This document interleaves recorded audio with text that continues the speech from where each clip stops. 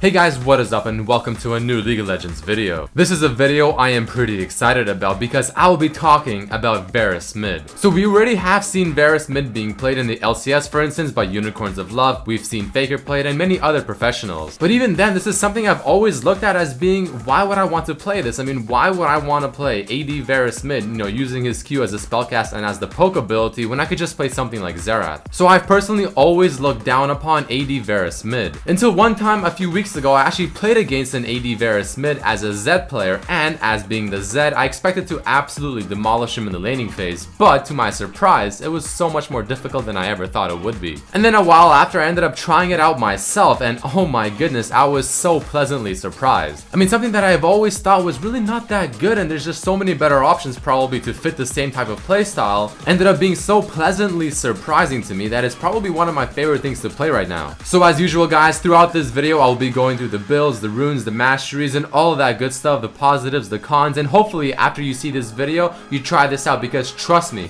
this is something you have to try yourself to really understand just how strong it is. And finally, with all that introduction blah blah stuff out of the way, let us go into the positives of spellcaster AD Varus mid. So the biggest thing that caught my surprise as to it being just so exceptionally strong is the fact that not only is he played as a poke champion, and a very strong one at that, because his Q range is actually higher than Xerath's Q range, and the damage on it, as you see right here, is absolutely absurd, as long as of course you are not behind. But the beautiful thing is the fact that as the game continues into late game, you start playing as an ADC champion as well, being able to dish out so much damage with your auto attacks on top of your Q. And with that, if someone ever finally actually gets to you chilling in the back, throwing your Qs all over the enemy team, you're still pretty strong in terms of dueling, especially once you get your Yomus. So he has almost like the best of both worlds, very strong and long range poke with great wave clear, and also the potential to play like a true ADC. He also has a surprisingly durable laning phase where he really is harder to kill than you would think, while also being very strong. He's very easy to farm with, he has good poke, but the only problem is the fact that he is somewhat easy to gank. Another very big positive of playing AD spellcaster Varus mid is the fact that, yeah, I mean, most of your damage is AD. However, the W passive damage not only being percentage, it's also magic damage, and your ultimate is magic damage, so you still bring in a bit of both, making it much more difficult to itemize against. And that Orianna clip right there, you saw the true power of AD Varus mid and just really how annoying and strong it can be. Like I said, the range on his Q is actually longer than Xerath's Q, both at the beginning and at the end of the channel. The damage on his Q mid game especially is very high, as long as you're not severely behind. You also go for a cooldown build so that you can simply spam the Q as often as possible. Oh, and by the way, here's a neat little trick with his Q. As you're charging the Q, it doesn't look like the Q is actually on cooldown, but the cooldown of the Q starts as you begin charging it up, not as you fire it. So a trick is to use your Q, charge it up as you're out of range of your opponent, fire it near the last second of the charge time of the Q, and then as you finally do fire it, the Q cooldown will only be about 2.5 seconds, and you can fire another one very quickly. He also brings in nice CC with his E ability being the slow and grievous wounds, his ultimate being a potentially AoE type CC, probably one of the best wave clears of any AD champion. Constant barrage of poke when you're sieging or doing team fights, really hard to play against, and overall I think it's so much fun.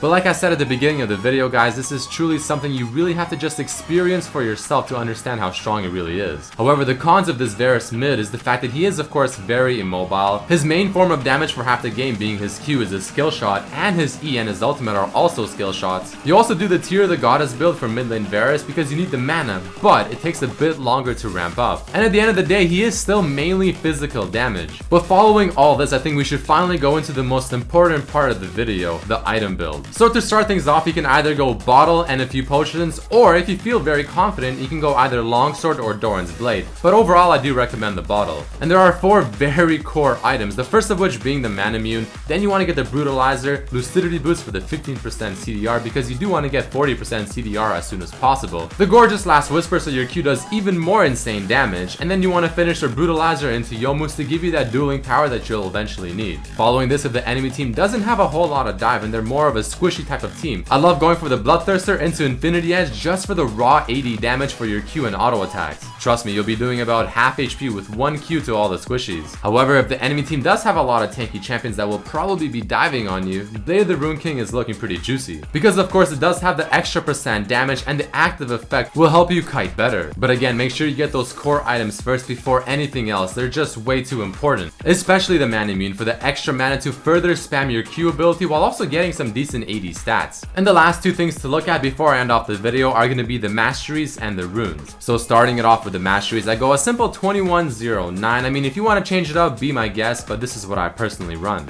For the rune page, I did do some research, and a lot of people like to do this kind of page right here, where you have armor pen reds, you have flat AD quints, you have CDR per level blues, and then for yellows it doesn't really matter. Right now I'm doing armor per level yellows, however you can go flat armor, you can go flat HP, or you can go HP per level. But I have seen some pros, instead of having flat AD quints, have flat attack speed quints. Personally, I enjoy the flat AD quints more, but again, it's up to you. But that is about it for this video, guys. I mean, AD spellcaster mid Varus, bringing the best of both worlds, having the huge crazy long range poke like a Zerath with his Q ability, while also being able to do a lot of damage with his auto attacks mid to late game, acting like a true ADC. So you pretty much have everything you would want out of a mid lane type champion, the crazy poke and the crazy siege damage, while still having the power to duel late game. Again guys, if you don't believe me, you just gotta try it out for yourself. I mean, I also used to think this was just horrible, and why would I ever want to play this over the many other options? I tried it and I'm in love with it. But again guys, if you did enjoy the video or found it very informative or useful, please do throw in a like, share it with your friends, subscribe to my channel if you have not yet, and also check out my other videos if you haven't. But as usual guys, thank you so much for watching my video. I really hope you have enjoyed it. Try this build out in a normal game with your friends or just by yourself, and then I'll see you for the next one as well.